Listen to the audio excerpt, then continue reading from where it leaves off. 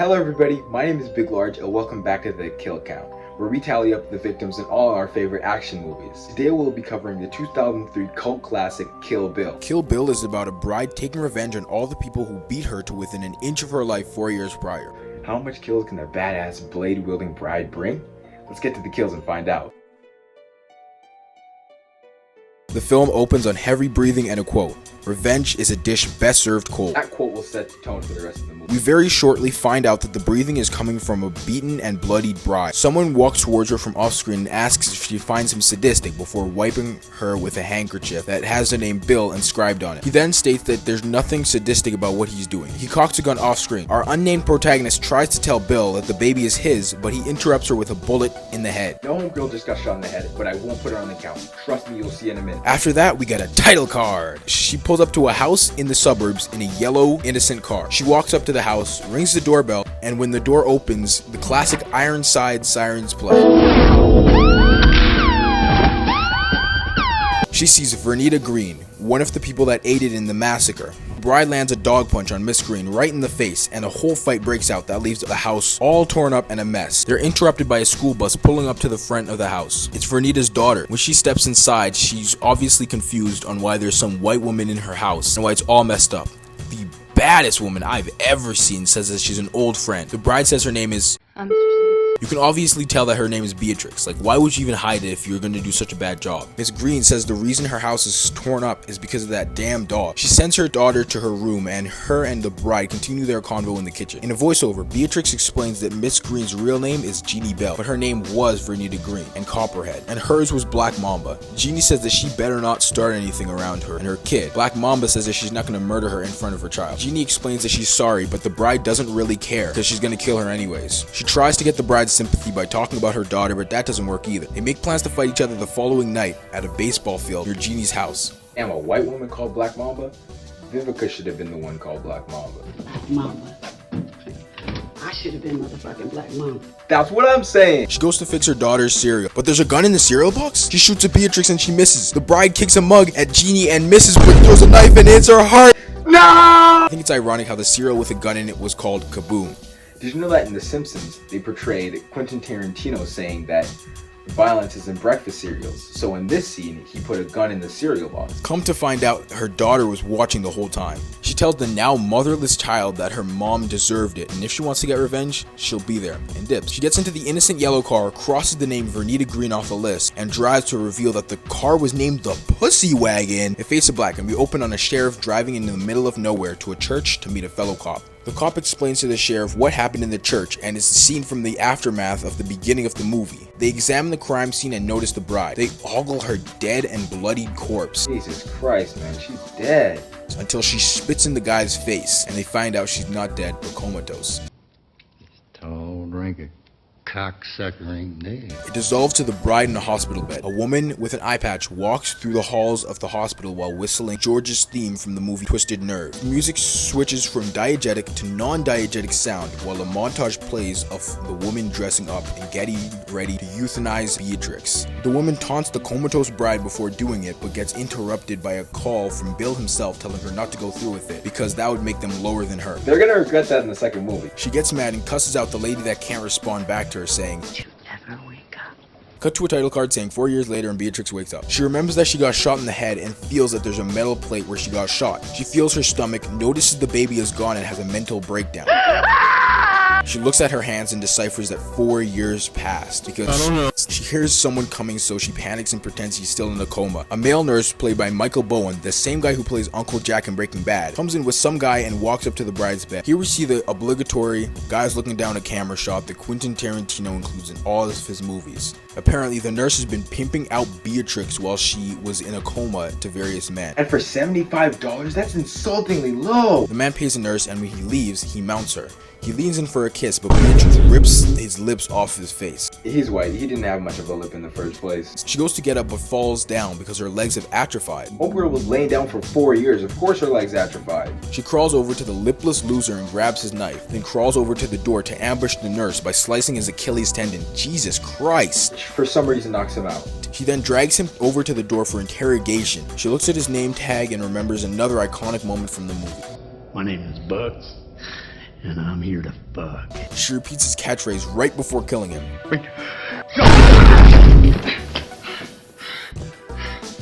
She puts on his sunglasses and grabs his keys that have the words "Pussy Wagon" attached. She hops on a wheelchair and goes down to the garage to find his car. She knows it when she sees it.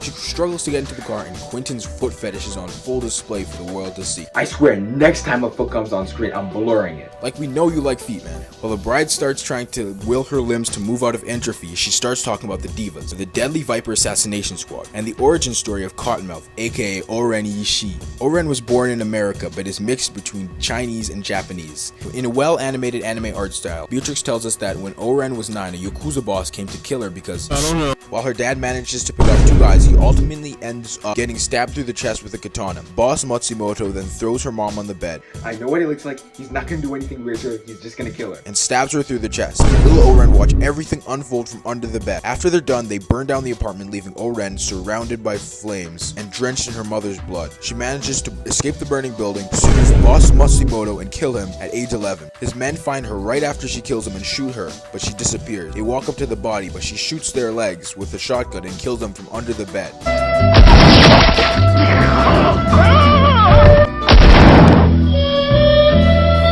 By age 20, she becomes one of the best female assassins in the world. Looking like Noodles from the Gorillas. Hello everybody, it's Editor Big Large. I noticed that kill count Big Large said she looks like Noodles from the Gorillas. I just want to know, who the fuck is Noodles? It's Noodles singular! And assassinates some white guy in a beautifully animated shot, unintended. When she was 25, she killed 8 people at the bride's wedding. Fight back, nigga! Fight back! It cuts back to Beatrix and her musty ass toes that she finally got to move. Let's get these other piggies wiggling. 13 hours later, she got all 10 of her toes and both her legs moving. The camera tracks her feet as she walks from the back seat to the driver's seat. I said I'd do it! She drives the pussy wagon out of the hospital and to the airport to get a one-way ticket to Okinawa, Japan. The first place she goes is some random bar, and she acts like a clueless white woman. The bartender asks what she wants to drink and is impressed when she says a warm sake. The bartender asks why she's here, and Black Mamba says she's here to see a man. Hattori hanzo.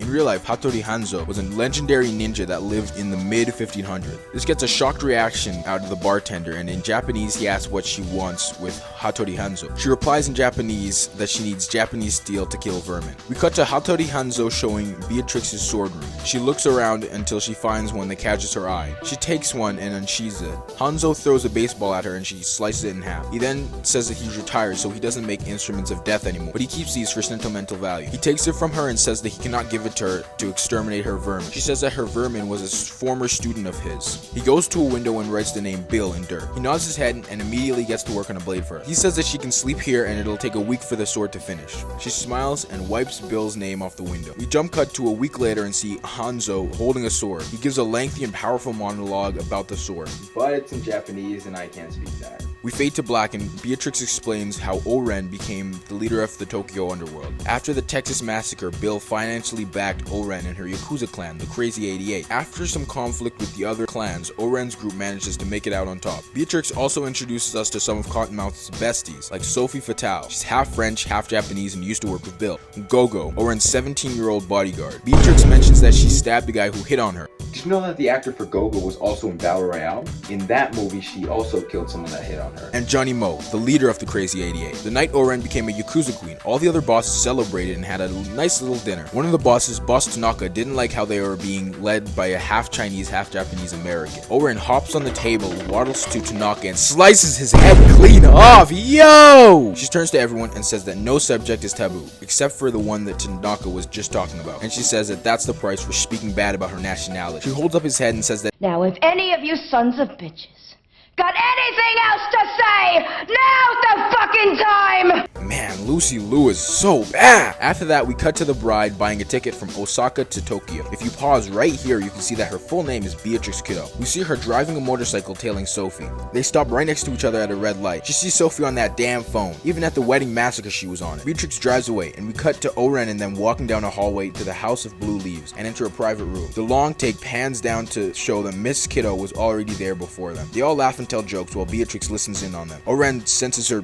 key or something and throws a knife where she thinks she is and barely misses. She sends Gogo to see who was there, but the bride disappeared. The camera pans up to show that she was hiding on the ceiling. Gogo goes back. The bride slowly drops down to go to the bathroom so she can change out of her Bruce Lee inspired biker outfit and enter a Bruce Lee inspired tracksuit. Sophie goes to the same bathroom to answer a phone call, and when Beatrix sees her, the Ironside theme plays once again. We cut to Oren chilling with her friends, and she hears the bride yelling her name and say in Japanese that they have unfinished business. The whole group come outside with Oren to face her, and they see her hiding behind Sophie. After she gets their attention, she cuts off Sophie's arm. Damn! Everyone runs out the building, leaving only Beatrix, Oren, and her crew. While she walks towards Oren, you can see that the bottom of her shoe says fuck you. Oren orders one of her men to take out the bride, but she makes quick work by stabbing him through the chest and lifting him into the air. 5 more of Oren's friends jump down to kill her, but she effortlessly cuts them down. The bride asks if she has any more subordinates to kill, and Jojo volunteers as tribute. The bride feels bad about fighting a kid since Gogo is only 17, so she implores her to walk away and leave. Gogo doesn't heed that warning, and it costs her her life, because after a well-choreographed fight, the bride ends up besting the teen by stabbing her with a plank of wood with a nail in it. After watching her close friend and bodyguard get killed by the woman who she thought she killed 4 years ago, Oren pulls out a tiny sword that is traditionally used for seppuku and considers ending her life right then and there, but doesn't go through with it. We hear lots of motorcycles coming to a stop outside. The whole crazy 88 show up to the house with blue leaves to fight the Black Mamba. After an iconic and hard-fought battle with the crazy 88, Beatrix kills 59 Yakuza members and comes out on top. Did you know that this scene took 2 months to film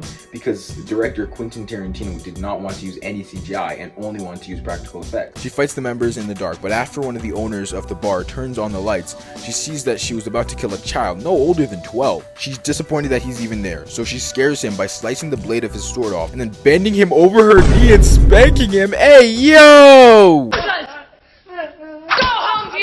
I'm putting his dignity on the count, man. Damn! After he runs away, Johnny Mo attacks her, but their fight is cut short, pun intended, when she slices his leg off. She goes outside to face Oren, and they have a kick-ass sword fight. Oren slices Beatrix back, which causes her to collapse on the ground. Oren drops the fire line. Silly Caucasian girl likes to play with samurai swords. You may not be able to fight like a samurai, but you can at least die like a samurai. In Japanese, Beatrix tells her to attack her with everything she's got, and the battle continues. They fight for some time until the Black Mamba lands a strike on her head that quite literally splits her wig. No! Beatrix gave her the Dr. Gero fade! After Beatrix kills another woman I thought was pretty, she puts Sophie in her trunk, drives to the hospital, and throws her out of the car. Next, we see an extreme close-up of Sophie being interrogated by Bill. He asks why Beatrix left her alive. The movie ends with a flashback in which Beatrix tells Sophie that she left her alive to tell Bill exactly what went down at the House of Blue Leaves. How many bodies did Beatrix bring? Let's get to the numbers and find out.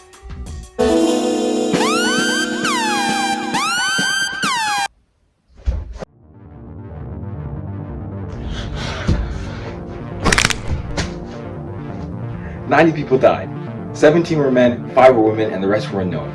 With a runtime of 111 minutes, that left us with a kill on average every 1 minute and 14 seconds. Golden chainsaw for coolest kill goes to Boss Tanaka. His head got sliced clean off. Dull machete for lamest kill goes to one of the guys that Oren's dad threw into the wall. Kill Bill was released in 2003 to critical praise. One day I'll fill it. My name is Big Large, and that was the Kill Count. Be good people.